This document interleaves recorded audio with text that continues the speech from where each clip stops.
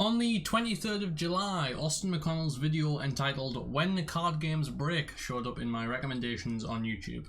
I play a lot of card games and I watch a lot of video essays, so it makes perfect sense that YouTube would recommend it to me. However, being the busy content creator that I am, I ignored it for a while until this thread popped up on the Hearthstone subreddit.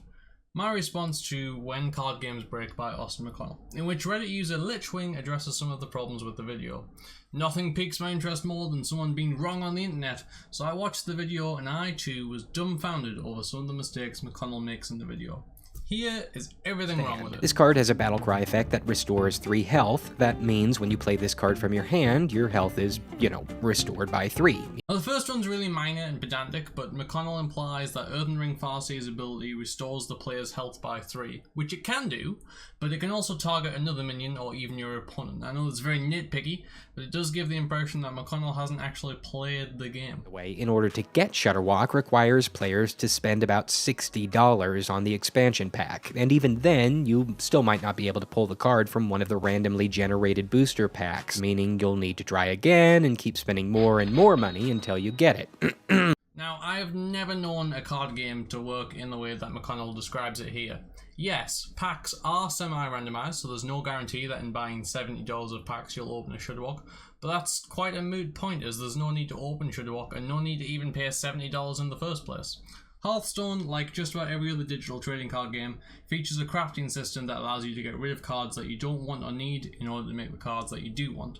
Excess cards get turned into a resource called Arcane Dust, and by amassing 1,600 dust, you can craft your own Shudderwock without ever having to have opened one.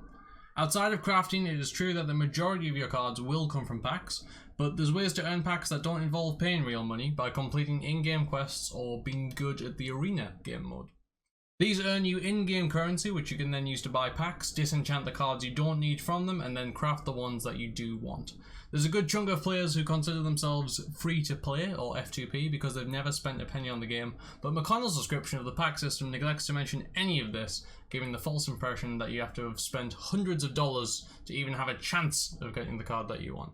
Then, Shudderwock uses Serenite Chain Gang's battle cry, meaning it summons a copy of itself. But wait a minute, that means this new Shudderwock's battle cry is activated, which means Life Drinker's battle cry is activated again, sucking another 6 life from your opponent. And then that Shudderwock uses Serenite Chain Gang's battle cry, so it creates a copy of itself, and then the copy of the copy's battle cry starts, and, well, you see what happens, right? Eventually. Here, McConnell is saying that the copies of Shudderwock created by Serenite Chain Gang's battlecry will also start firing off the battlecries of your other cards. And to be really basic about it, it's just not true. That's just totally wrong. It's just like wrong. It's just wrong. So when we have a not true. It's just not true. Because battlecries only trigger when the card is played from the hand. It will never trigger from being copied or resurrected or pulled out of the deck or anything like that. It has to be from the hand. This mistake is made even more ridiculous as McConnell shows the 3 battle cries needed for the combo, Life Drinker, Serenite Chain Gang and Grumble, then supposes that you've already played 2 Life Drinkers before you play Shudderwock. And if battle cries work the way he claims they do, then each copy of Shudderwock would deal 6 damage to your opponent. There's 7 slots on the board, so that would be 42 damage. You start on 30 health, so that would be more than enough to kill almost every other deck, invalidating the need for Grumble completely. Given that McConnell has footage of the combo going off in the background as he explains this, you'd think it'd be impossible for him to not notice his mistake. I literally am forced to wait and stare at my phone while the battlecry animations play out, unable to do any kind of input, because you can't do anything until a card's effect resolves. Again, just not true. Anything that you could do after the battlecry has finished resolving, you can do while the animations for that battlecry plays. Oftentimes this just means you'll play one of the Shudderwocks that has been bounced back to your hand and reduced to 1 mana, but you can also attack with any minions that would still be alive and play any of the cards in your hand that you could cast. The footage accompanying this explanation actually shows more copies of Shudderwock being played while the animations continue. You can also hit the end turn button, ending the turn and putting it into your opponent's hands as to how long you need to wait for the rest of the game to progress. Of course, they will still be watching the animations just like you, but McConnell also neglects to mention that you can click through the animations to speed them up, which sounds a bit like an input to me. To win. The second I played the card, I knew the match was over, my opponent knew the match was over, but both of us have to wait for the process to play play out before we can start a new game. If you're the loser, this is infuriating. You're essentially forced to watch yourself lose for several minutes. It's demoralizing, feels like a total waste of time, and it makes you want to stop playing. McConnell implies that the player on the receiving end of the Shudderwock is forced to watch the animations play out before their inevitable defeat, held hostage by the Shudderwock player, but that's also not true. If an opponent knows that they're going to lose the game, they can always just press the concede button, ending the game and moving on to the next match. If you buy a physical card that gets nerfed for competitive organized play, or this one actually makes little difference to the actual content of the video, but this is a fake Magic the Gathering card back. For those unaware, the coloured spheres on the back of an MTG card represent the types of coloured mana that the game uses, those being white, blue, black, red, and green. This shows a sixth colour, purple, which doesn't exist in Magic the Gathering. I can't for the life of me even figure out a search term in Google Images that would allow me to find a picture like this.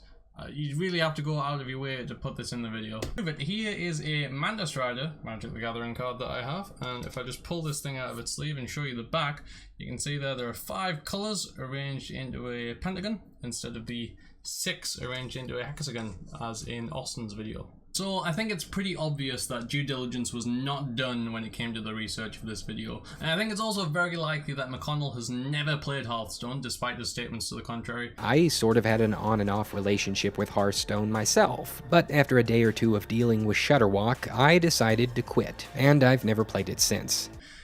Because these mistakes would be glaringly obvious to anyone that had played long enough to actually have a Shudderwock deck, and to some extent, that's fine. You don't need to be a Hearthstone player to make videos about Hearthstone. I'm not expecting McConnell to be some sort of expert on the matter, but I do expect him to put in the research, or at least talk to someone who knows about the game to verify what he's saying. Because this isn't just bad research, it's dishonest and trying to appeal to a crowd that you have no idea about by lying to them. Furthermore, as you might expect when all of his evidence is factually incorrect, the conclusions McConnell draws are flawed. To begin with, he anchors the video with a description of a turn 1 kill combo in Yu-Gi-Oh! In most card games that have been around for long enough, there's some way to beat your opponent on turn 1 before they've even drawn a card, but Yu-Gi-Oh! Is perhaps the most infamous for it and is seen as having the most prevalent turn 1 kills. In any game, these strategies are problematic as there are generally very few, if any, ways to interact with or stop them, but most of the time the chances of being able to pull them off are so small that these decks aren't that popular and thus the problem isn't too big of a deal. Yu-Gi-Oh! Is somewhat unique in that its turn 1 kill decks can be very consistent and thus they're a massive problem. In contrast, Shudderwock in Hearthstone is a deck that can't kill its opponent until at least turn 9, generally speaking, a fact which McConnell even points out, but it usually takes even longer than that to fully assemble the combo. This means that your opponent has plenty of time to try and defeat you before you can assemble your combo, and Shudderwock players have to find a balance between assembling that combo and stalling to prevent their opponent from beating them before it's assembled. It's nothing like a turn 1 kill at all. In fact, because Shudderwock plays its battle cries in a random order, it's even possible that the combo will fail entirely. For example, if Grumble's battlecry gets used before Saronite Chain Gangs, then there'll be no copies of the Shudderwock to bounce back to your hand and the combo will fail. All it takes for your opponent to win at that point is for some way to deal with the Shudderwocks on the field, and then they've pretty much won. Players do add extra cards to the combo to try and ensure that the combo doesn't fail, but there's always a chance that it just won't work. Does Shudderwock have its problems? Yes, it does, and most of them center around the lack of interactivity with the combo. If there were more cards like Dirty Rat or some other way to interact with your opponent's hand, then Shudderwock would have a lot more counterplay, but as it is, it's nothing like how McConnell describes it. It's not oppressive, it doesn't stop the game from being fun, and it's certainly not a turn 1 kill. I know I've watched at least one other video by Austin McConnell, the one entitled Ink Cartridges Are a Scam, and it aligned with something I already believed to some extent, so I agreed with it by and large, but a video like this makes me wonder how good was the research in that video. I don't think Austin McConnell is a bad guy. I think he's just a guy who relies on uploading interesting YouTube videos for a living, and he needed to get this one out sooner rather than later.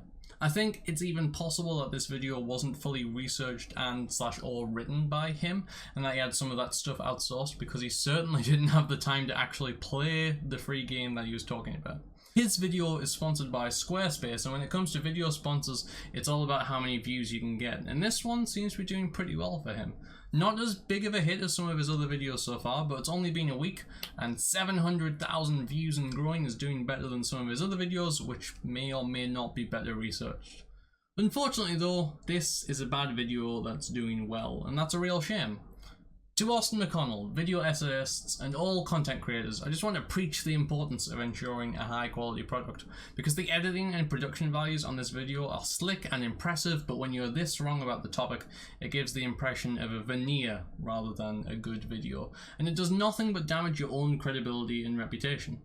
Because of this, I'd probably stay away from McConnell's videos in the future, because for a documentary style video, I can't be sure of how much trust to place in this guy, and I don't want to have to fact check everything he says. But we live in a world in which fake news dominates, and just like that fake news, this video is an untrue narrative formed through lazy writing and a deadline that demands something interesting.